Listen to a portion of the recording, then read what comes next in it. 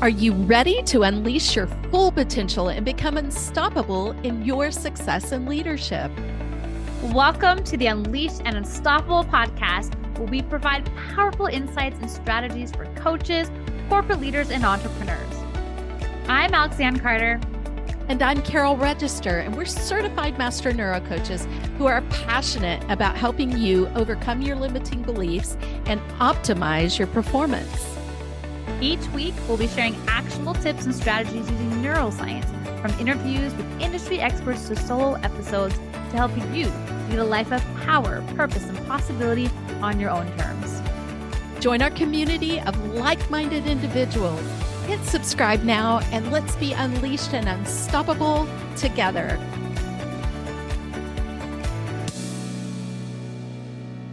So do you remember back in the day, and maybe even still to this day, when you line up outside a really nice fancy club, a VIP event, and then as you enter the front doors, you come across two big bouncers. And what's the bouncer asking for? They're asking for ID, they're asking for the ticket. They're making sure that you are able to, you fit the description of coming into this event.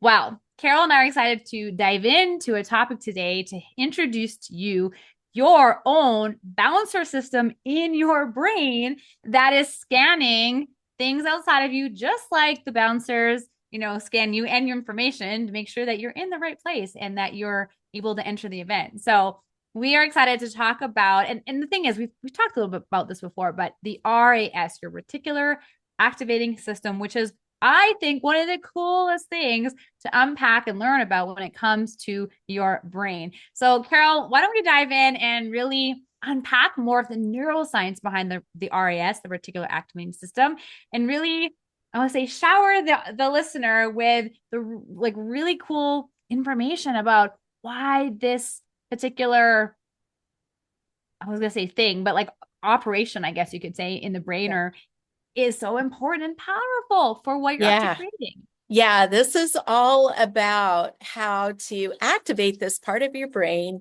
to help you be able to have the things that you want. We're all about the neuroscience of creating your reality, right? And being able to create our reality is something that I didn't think about earlier on. I was like, I just thought I had to take life as it comes, as it's thrown at me. And, it's like, and all of the subconscious wiring that went with that. And maybe you can relate, I've got to work hard. I've got to hustle. I've got to suffer to get what I want. I've got big prices to pay to get what I want. And when I found out about, like you, Alex Leanne, when we're in the excitement of what we can put our brains to work for us like this is why we're here talking to you, just like that bouncer, right? You get to filter things out and use your RAS. And I want to share with you from neurolaunch.com this really quick little description. Let's see. Wait a minute. I might have lost it here. I might have flipped around, but basically it's our activation center. It's a series of neural networks inside of our brain. It's not like one organ. It's one centralized area. And let's see. I've got it here. It's located in the heart of the brain, stretching from the brain stem through the thalamus and into the cortex. So that's where it's at, if you know anything about the way your brain is laid out. The RAS serves as a critical link between our inner world and the outside environment, which we talk about all the time here, doing the internal work versus the external validation, right? It's the gatekeeper of consciousness, the regulator of sleep and wake, the filter of sensory information. And this is so critical, a key player in cognitive processes ranging from memory to motivation. So it's really about understanding that it's very important part of what happens when we do goal setting. And this is where it gets exciting, right? So we want to give you some tips that will help you know how to put this to work. And when we think about it as a filter, Alex, what immediately comes to mind? Like, have you ever seen the car of the same color? Do you have an example that way? Well, I mean, the example I'm always sharing is really like our house, right? The reticular activating system was that we drove past this neighborhood multiple times and didn't even really notice it until we were started talking about our house. Where do we want to live? What do we want to, buy? And then literally hours later, driving past the same exact neighborhood and then noticing, oh, there's houses for sale, or and it's just interesting in terms of like what you're with the gatekeeper piece of what you're giving your brain permission to see, right? And so again, we drove past this community multiple times and never noticed, never thought of it, never considered it until we started talking about what is it we're looking for, what's the type of community and the environment, and all of a sudden it now catches our attention. And it's like the cars, right? You're going to hear us say red car and guarantee you're going to go out. Now you're going to see red cars everywhere because we've just activated your RAS to go out and see a red car, right? And so it's like that saying, what we focus on grows. Yeah. Because truly what we focus on does grow, because the moment we focus on something, we're giving information to the RAS in the brain to now pay attention and to scan the environment for it. Yes, that's so good. I think immediately of don't think of the pink elephant. Stop thinking of the pink elephant in terms of negativity or focusing on something negative. What's in your brain right now? What are you thinking of? How can you not see the pink elephant, right? So this is a reverse engineering that, turning that around to focus on the things that we desire to create. And not from a place of lack, but from a place of helping us to see the opportunities that are possible and that are right in front of us. And Alex, we talk all the time about DIA, right? So I would love to hear what your thoughts are on DIA. Well, I mean, just think about how you started your day, right? Talk about deciding in advance. We're saying, decide in advance how you want to start your day. You start your day, you wake up and you're like, oh, today's going to be a beautiful, amazing day. You've decided in advance that today's going to be a beautiful, amazing day. You've activated your reticular activating system that today's going to be a beautiful, amazing day. And your brain starts scanning for things that would validate the fact that today's going to be a beautiful, amazing day. Yeah. Now, the opposite can occur. You can wake up and decide that today's going to be a horrible day. And you've now decided in advance that today's going to be a horrible day. Or and even just brain, like, I'm so tired. Or, wow, oh, I've got to deal with X today, like the things that come up. Just the energy, right? And just like how, even in how you're feeling and how you are approaching the day, your brain's going to continue to look for evidence to validate that feeling, validate how you entered and start the day. And so when you have awareness of what it is that you want, you do get to decide in advance. I mean, that's part of the power of even just writing out every morning, like what your goals are. One, because what you focus on grows, right? What you put your focus on will support in growing to that. Two, you're deciding in advance that if this is what's really important to you, as you go throughout the day, you're going to be regrounded in those intentions, and you're going to say yes, say no, not right now, to things that are in line with those goals. That's why it's, when you're setting goals and declaring things that you want, it's not just putting it on, doing some one activity at one time and forget it. No, you get to be intimate and be really connected with what it is that you want, what you're after, and what you're creating towards that. You said something earlier, Carol, about really like, it's not about being in the scarcity, but really being in the abundance piece. It's kind of like why gratitude, right? If you integrate gratitude in your day, you're staying focused on the things that you're grateful for. If you look at the things that you received and you celebrate in that place of receiving an acknowledgement, you're going to continue to see that. It happened. I was in was in a Zoom room a few days ago, and I remember somebody noticing or shared that, they were noticing that everybody was kind of like highlighting other people, but they didn't feel like people really saw them. Hmm. But what the person realized in the moment was that her belief was people don't see me. So because the belief was people don't see me, guess what it created? That she felt like people didn't see her. Now, Yes. I, on the other hand, happened to notice that this person was getting a lot of acknowledgement and Mm. she was being seen. But it's so funny in the filter in which you are coming from, right? A Yeah. belief of I'm not seen and I'm not heard. Therefore, I'm not seen and I'm not heard. And you're gonna experience that filter, right? Because that's the filter you're gonna receive it in, versus the other person who feels like, oh my goodness, this person is very well seen. And Yeah. me collecting all the evidence that, wow, this person is really seen. So it's so, Perspective, right? yeah. Perspective. So going back to those 2 points you just made, what were those again? Like being able to really hone in on DIA, deciding in advance, because what we focus on grows.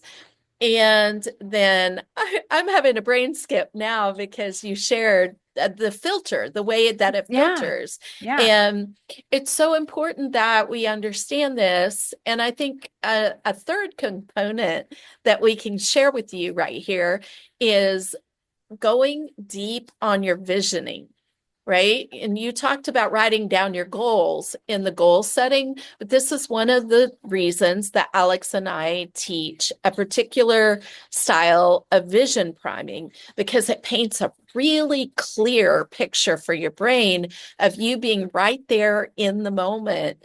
And when this happens, this absolutely activates the RAS.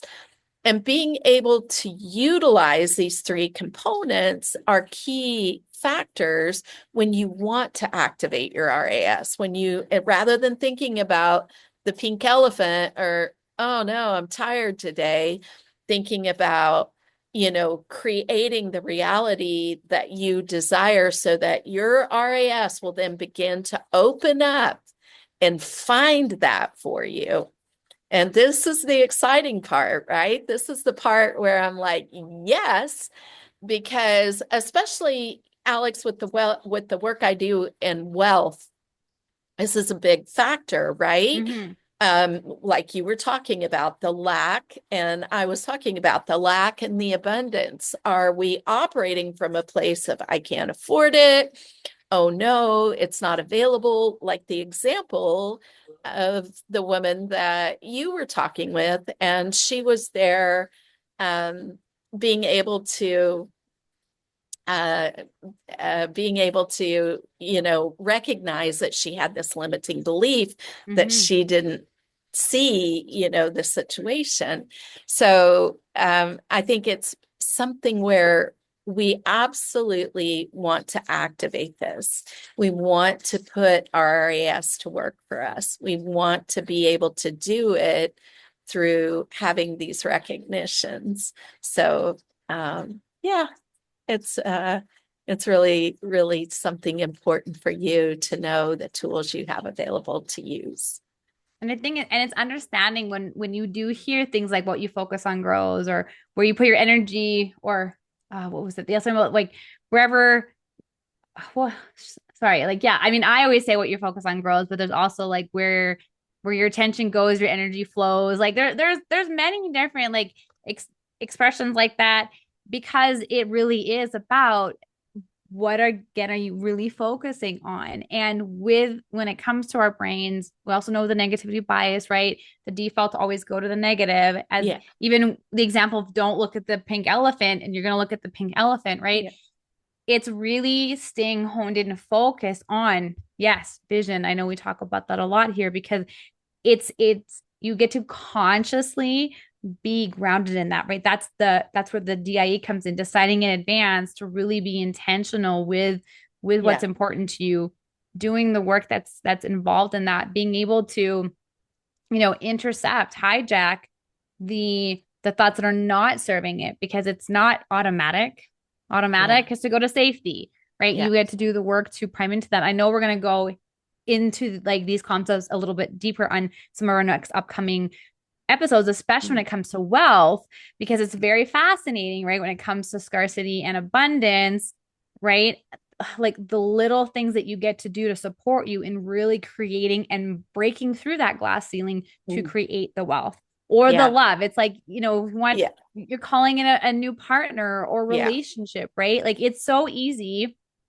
And I'll just go there for a sec as we wrap up here, because I think it's great about the whole what we focus on piece, right? If you're in a relationship and a partnership and all you do is focus on all the things that drive you nuts, all you're gonna see are the things that drive you nuts. Right. If you can consciously decide in advance that, hey, today I'm gonna focus on what I love about my partner, right? Or what the things that bring me joy, and just making that decision and then focusing on, oh, I love this about them. And I just so appreciate them for this, and shifting the focus to that gratitude, to looking at the gifts that you see in the person, right?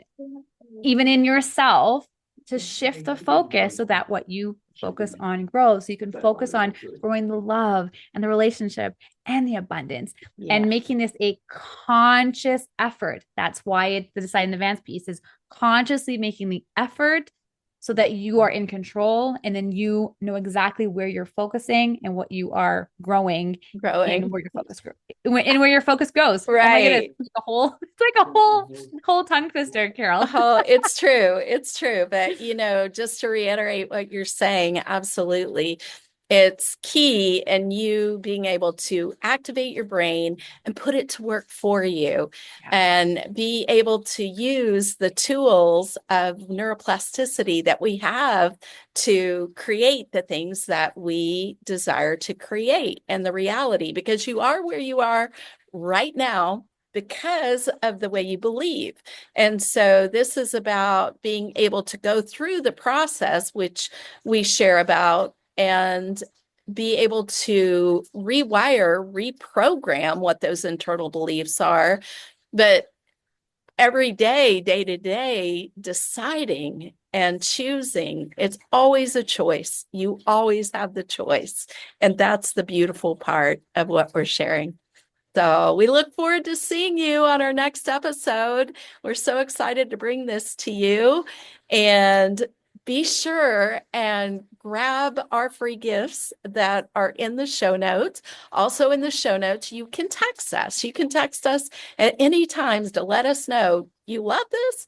And we love having your reviews, as well as your listens, your subscribes, and your shares, because this makes this information available to even more people.